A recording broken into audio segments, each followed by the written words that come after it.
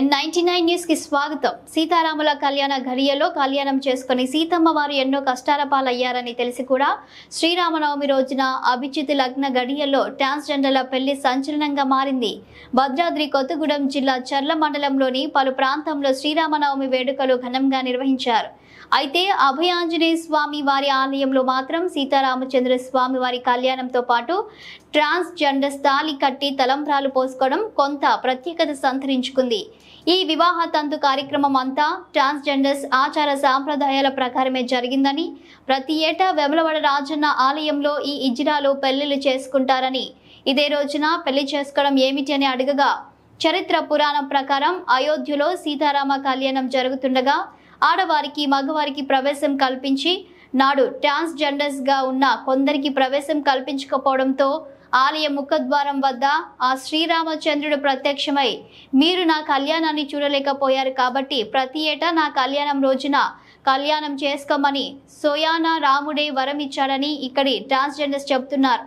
అయితే దక్షిణ అయోధ్యగా పేరుగాంచిన భద్రాచలంలో సీతారాముల వారు పర్ణశాలకు వనవాసానికి వచ్చారని, ఈ ప్రాంతంలోనే సీతారామచంద్రస్వామి వారు నడియాడిన ప్రాంతంలో మేము పెళ్లిళ్లు చేసుకోవడం పూర్వజన్మ సుకృతంగా భావిస్తున్నామని అంటున్న ట్రాన్స్జెండర్ అమ్ములు అంటున్నారు.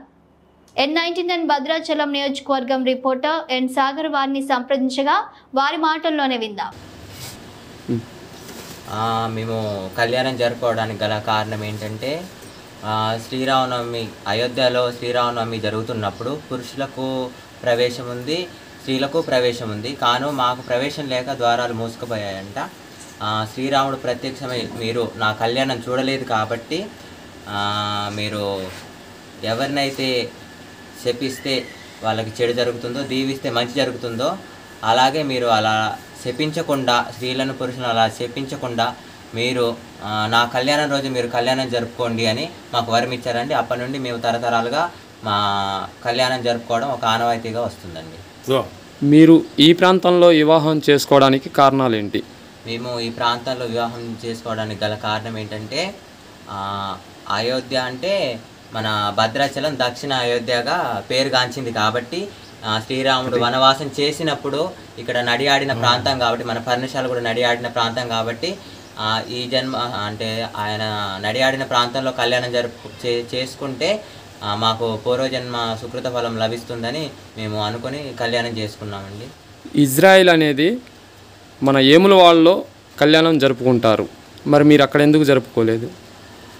వేములవాడలో జరుపుకుంటారు అని అంటే, అక్కడ అర్ధనారీశ్వర శివుడిని, రాజరాజేశ్వర స్వామిని అర్ధనారీశ్వరుడుగా భావిస్తారు కాబట్టి అక్కడ మాకు ప్రత్యేకంగా ఒక గుర్తింపు కేటాయించబడింది కాబట్టి, అక్కడ శ్రీరామనవమి వేడుకలు కూడా జరుగుతాయి కాబట్టి అక్కడికి వచ్చి రాష్ట్రంలో ఉన్న హిజ్రాలు, నలుమూలలో ఉన్న ప్రాంతంలో ఉన్న హిజ్రాలందరూ అక్కడికి వచ్చి కళ్యాణం జరుపుకుంటారు. కానీ మన శ్రీరాముని నడియాడిన ప్రాంతం కాబట్టి వచ్చి మన చర్ల మండలంలో మేము కళ్యాణం జరుపుకోవడం జరిగిందండి. చర్ల మండలంలో ఎంతమంది ఇజ్రాయేలు కళ్యాణం జరుపుకున్నారు? చర్ల మండలంలో 7 హిజ్రాలు కళ్యాణం జరుపుకున్నారండి. అందులో మా గురువైనటువంటి పెద్ద ఆవిడ మాకు తాళి కట్టిందండి. తర్వాత తరంబ్రాలు పోసింది. తర్వాత మేము ఆమెకు తరంబ్రాలు పోయడం జరిగిందండి. ఈ యొక్క కళ్యాణంలో మీరు 6 తాళి కట్టారు, గల కారణాలు ఏంటంటే వాళ్ళకు గురువైన నేనే కాబట్టి, పెద్ద కాబట్టి ఇక్కడ మా మండలంలో, అందుకే వాళ్ళకి నేను అందరికి తాళి కట్టాను. తరంబ్రాలు నేను పోసాను వాళ్ళకు, వాళ్ళకు పోసారు. మళ్ళీ తర్వాత వీళ్ళు మీకు తాళి కట్టారా? కట్టారు, కట్టి నాకు తలంబ్రాలు వాళ్ళు పోసారు. మేము కళ్యాణం చేసుకున్నామని తెలుసుకొని వచ్చిన ఇంటర్వ్యూ తీసుకున్న N99 టీవీ వారికి ప్రత్యేక ధన్యవాదాలు తెలుపుకుంటున్నాను.